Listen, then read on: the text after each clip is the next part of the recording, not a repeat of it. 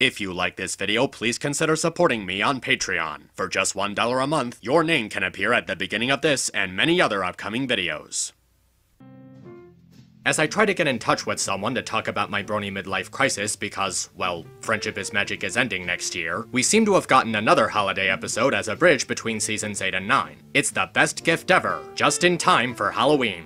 Yeah, I've gotten used to it. This episode manages to be a real fun time, and honestly, it just might be one of the best episodes in the series. The story is actually based on a golden book for the series of the same name. I never read the book myself, so I can't say for sure how loose or faithful it is to the source material, but looking at the images of the book online, it's easy to tell where the inspiration for this episode came from. The episode's atmosphere has a really good design to it. The winter colors do a pretty good job setting the mood throughout the story. They carry a sense of warmth and relaxation as you watch the characters go through the misadventures of this year's holiday. To prevent their schedules from getting overworked, the main group decide to get one member one gift this season. They get into a bunch of shenanigans trying to find the perfect gift for their chosen partner, and the way the episode is directed and paced, it all comes together really well. It feels like a collection of small stories being loosely tied together while managing to have a reasonable basis for coinciding. The plot progression manages to be steady with good timing between the transitions of each story. For the type of story it's going for, it makes sense for the episode to jump back and forth to see what each character is doing in preparation for the gift exchange. Not only that, but the characters are a lot of fun to be around. The writing given to each one is top-notch, with characterization that feels familiar to longtime fans of the show while also carrying over all the development they received over the last 8 seasons. Firstly, Twilight's classic freakouts are being placed somewhere where they make sense. She's always relied on a very strict schedule to get things done,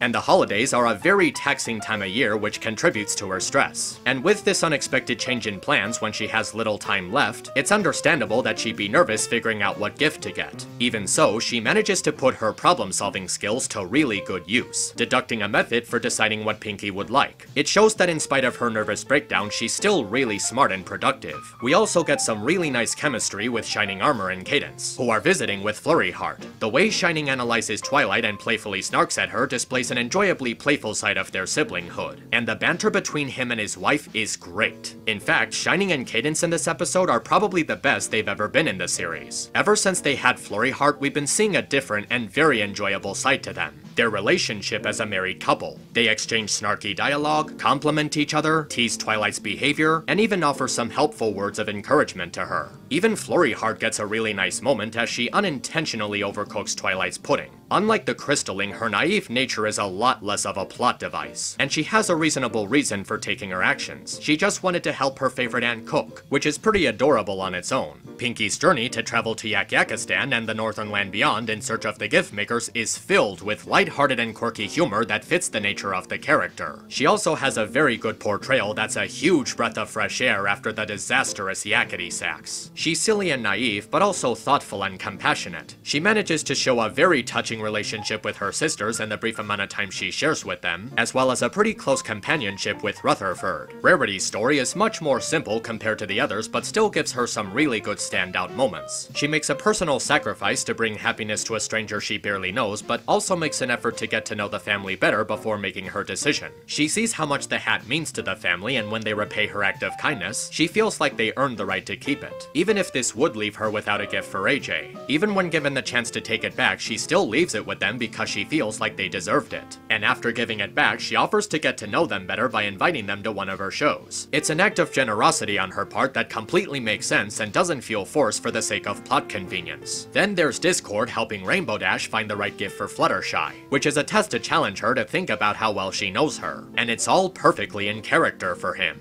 He's sarcastic but very straightforward and honest, and his motivation is very sound as it resonates with his friendship with Fluttershy. He wants to make sure that she's satisfied with what Dash gets her, but also wants to help Dash improve her relationship with her. The many ways he explains the errors of Dash's options really shows how much his friendship with Fluttershy means to him, which would explain why he feels insulted that someone who's known her a lot longer wouldn't know her enough to get her the right holiday gift. Despite this, he still makes a good effort to help Dash out as a favor to both of them. He shows how he cares about Dash enough to be a figure of guidance and help her learn a lesson about knowing your friends better. Even when he tricks her into getting a Winterzilla, it doesn't feel out of character. Discord has always had his own bizarre way of helping out the girls, and this actually serves as his way of teaching Dash a reasonable lesson in humility. And it works pretty well because in spite of all the chaos, Dash shows how she's actually a pretty good sport about it, and the two decide to have a truce on a job well done. having both played a role in getting Fluttershy a pretty nice gift. What I really like about Discord here is that he doesn't act childish or petty. Unlike matter of principles, he actually has a good reason for pushing Dash. Even when feeling pleased with himself, he reassures Dash that it was all about solving the problem and not just boasting his ego. He wasn't just screwing around for the hell of it, he was genuinely trying to be a good help to Dash, all while retaining his iconic sense of humor. Applejack also has some really good moments throughout the episode, from helping out Fluttershy when the F-Bros scam her, to helping out Spike by allowing him to trade for Rarity's cutie mark, while also being a pretty good snark to him. One moment that really stands out is how she helps Twilight with her panicking, and she does it in a way that's both highly sound and experienced. She's seen so many of Twilight's freakouts at this point that she's actually learned how to immediately calm her down. It's also her who suggests that the group stick to one gift for one partner, and as someone with a huge family background, it would make sense for her to come to that conclusion. Throughout the episode, she comes across as the most level-headed, making her character very grounded and relatable. The part of the story where she takes on the F-Bros also offers a pretty interesting commentary. Aside from possibly being Hasbro taking a shot at themselves, it also parodies the unfortunate state of what Christmas has become over the years. Holly the Hearthwarmer is a really good allegory for how commercializing and marketing Christmas far too early has ended up taking away from the meaning of the holiday, making it less special. And even though I complained about them in Friendship U, I think that the F-Bros were the perfect choice to translate this allegory. It feels like a scam that they would actually do, and they're much more in tune with their con artist ways. Plus, seeing their plan fail the way that it does is a really great piece of karma. It doesn't go too far, but it also comes across as a really big blow to their ego. And finally, there's Spike's storyline, which was surprisingly relatable. He deals with a dilemma that we've all had to face at some point: the frustration of not knowing what gifts to get our friends and family on special occasions. Spike's absent-minded behavior seems relatively fitting, showing how he was thinking more about getting Rarity a gift than the gift itself. He was thinking about her, but might have done it too much, which left him pretty distracted. And when he goes around looking for a gift, the indecisiveness kicks in. He goes over the stages of frustration over not knowing what to get her, but then during the ending, he ends up giving her something without even realizing it. Instead of something shiny and valuable, he gets her a gift from the heart. This was the moment where he totally stole the episode, singing that wonderful song with a real sense of passion put into it. His vocals are amazing, and the string quartet is beautifully gentle and it fits appropriately with Spike's singing. And the way he handles Rarity kissing him on the cheek is a lot more mature than the other time she kissed him. Instead of acting all goofy and jittery, he just blushes lightly and smiles. And after the disappointment he went through with that piece of shit Sludge, he really needed a break. He really has grown up since those first days in Season 1, and it makes you feel proud of him to see how far he's come. Outside of the story and characters, there's a bunch of other stuff about the episode to appreciate. It has some nice presentation as it literally opens like a gift being unwrapped, followed by a pretty catchy song that summarizes the holiday rush. The lyrics are catchy, the music has an energetic rhythm, and it sets the tone for the rest of the story very well. Aside from that, there's plenty of Easter eggs and references that are fun to spot. Charlie Brown, the Pigeon Lady from Home Alone 2, Buddy the Elf Man, and even G.I. Joe. Oh, I see what you did there, Hasbro. And even better is the amazing attention to detail they got down with the exceptional continuity nods. The apples and the pies hanging out as possible relatives, Grandpere becoming part of the family after the story of AJ's parents, Mudbriar being invited to the family outing as Maud's boyfriend, Burnt Oak in the background, AJ thinking of getting Spike a Power Ponies comic as a gift, Discord mentioning Scorpan at one point, Chancellor Puddinghead being connected to Pinky's gift. Even the changelings are still doing it all wrong, and I love it. Probably the best thing about the episode is that in spite of the huge cast of characters, it doesn't feel clustered. Not only are each of the pairings fitting for each other, but the amount of time given to each one is perfect. No one overshadows each other, with a perfect balance being found in each of their screen time. What makes it even better is the amazingly snappy dialogue between each of them. These are some of the best interactions between the main and supporting characters in a very long time. Each of them complement each other great, with all of their different personalities and chemistry making for some excellent pieces of banter. It would have been really easy for this episode to end up overstuffing itself with too many characters to the point that it just becomes a really hot mess. But everyone is handled with care, and it feels like they have a reason to be there. All of them have their fair contribution to the story, and it all fits together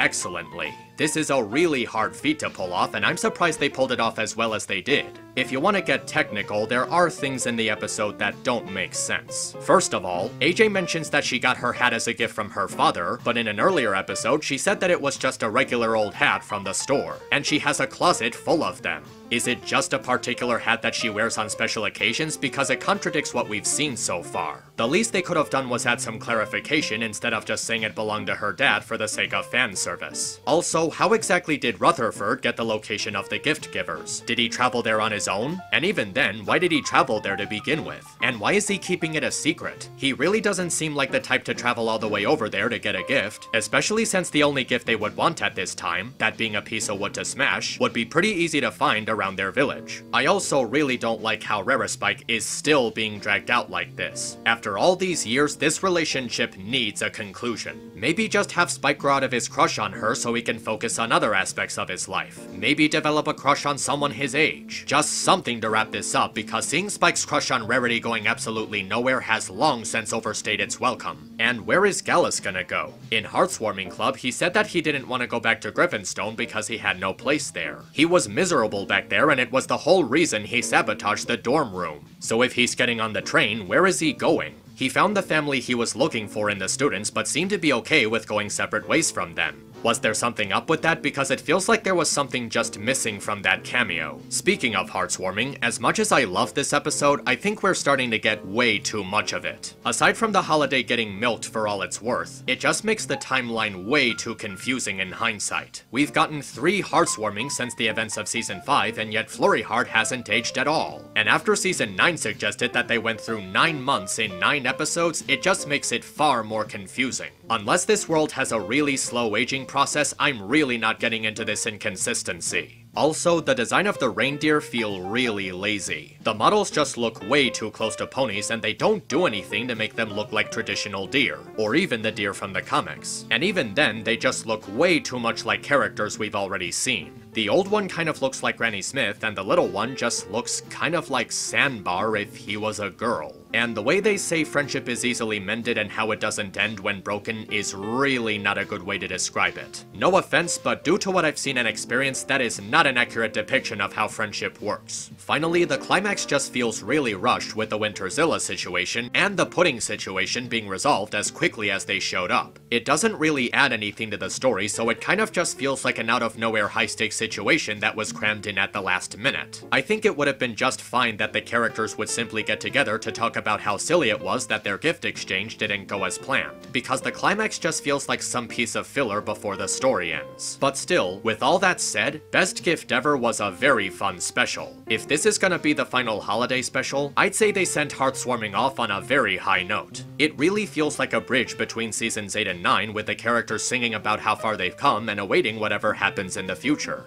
That, and the story and characters were handled very well. It's definitely something I look forward to watching this holiday season, after I finish my trick-or-treating. So until next time, take care of yourselves, and stay awesome. This is Map, signing out.